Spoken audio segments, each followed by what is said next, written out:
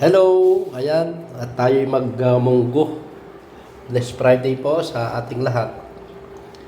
Ako po ay nagluto ng munggo. Ang halo ay, siyempre, ampalaya at saka jirjir.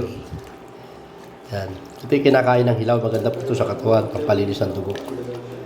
Yung ihahalo ko po dito sa munggo. Yan, aming hapunan. Ba? Mga manok na yan. Kaya ihahalo ko.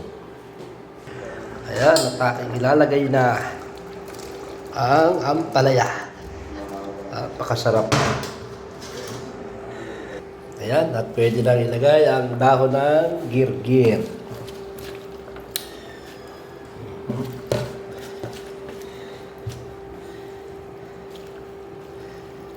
Sarap ito.